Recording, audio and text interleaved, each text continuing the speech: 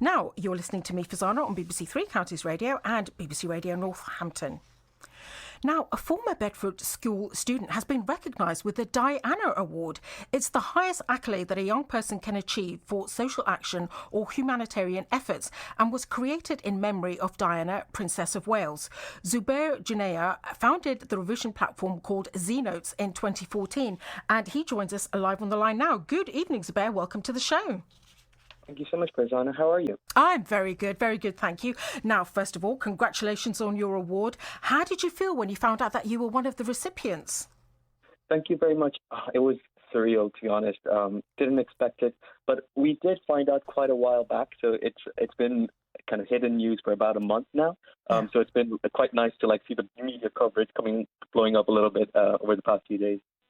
Yeah, brilliant. Now, tell me a little bit about ZNotes. What is it? Of course. So maybe to tell you a little bit, it's better to share my story. I come from quite a lot of places. I'm Pakistani by birth, but I was born and raised in Saudi Arabia. Mm-hmm. And so I went through a British international school system. And during that time, we have things like GCSEs, although these are international variants. And because these exams are taken all over the world, there's such a big variation in terms of the quality of resources and support available to these students. And as I went into my first set of IGCSE exams, I realized that there's such a big disparity. There are going to be students who can afford best tutors and study guides and all that, while others are unable to even get the right textbooks.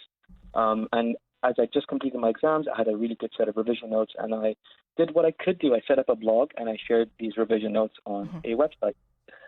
Organically, that grew and reached tens and hundreds and millions of students globally. Wow. And over time, more and more students have not only used the platform, but actually contributed towards it. So we now support over 7 international exam boards, and it's all kind of a for students, by students, youth-led initiative trying to make education accessible. That's amazing. 70 international kind of exam boards. That's phenomenal. Thank you. Yeah, it's quite crazy. We was not expected. So this was at the age of 16, and now 7 years later, I'm still working on this initiative. Yeah. And are the notes kind of predominantly in English?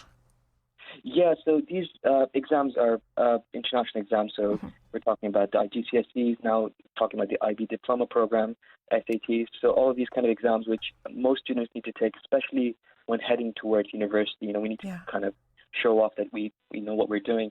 And so these are English-based exams, yes. Yeah, and I would imagine if there's other students who are also contributing now with their revision notes as well, you've probably got a huge kind of breadth of subjects as well that are covered. I would imagine all the subjects are covered now. Pretty much, yeah. And we were one of the first few. Well, we had revision resources available even before textbook publishers had published these exams, textbooks. So it's amazing what is possible when you empower students to kind of take the lead in their kind of educational journey. Absolutely. No, I mean, it sounds like such a simple idea, but I mean, quite often the best ideas are the simple ideas, aren't they? Yeah, it's almost embarrassingly simple when you try to explain it. It's not that complicated, actually. Oh, Zubair, well done, well done. Now, you're also Bedfordshire School's entrepreneur in residence. What does that mean? That sounds a bit flash. What does that mean? It does. It's actually the first time the school ever has this kind of a role, and it's an old school. I mean, it's been around for about 500 years now, so quite forward thinking of them to bring on this role. Essentially, the school has 3 strategic foci, which is community partnership, entrepreneurial thinking, and digital skills. And so to develop that entrepreneurial thinking kind of strand of things that happen in the school, they brought me on. So I was around for a term where I worked with the boys to deliver workshops, had some one-to-one sessions with boys working on initiatives themselves, and just talking and thinking about entrepreneurial thinking.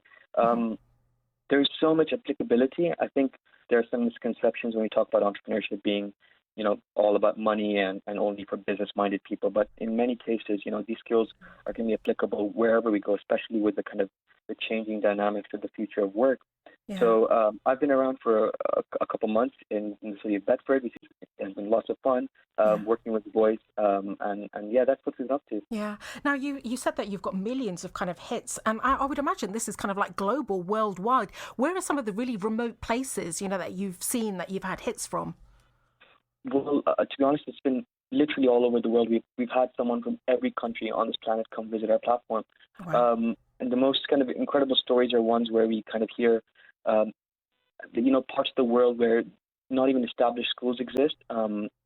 Once one of my kind of mentors flew out to Nigeria, and he was visiting a school, and he just looked in the library and found printed editions of our revision resources stacked in the library. And although the school itself doesn't have a lot of internet access, they've been kind of providing it offline.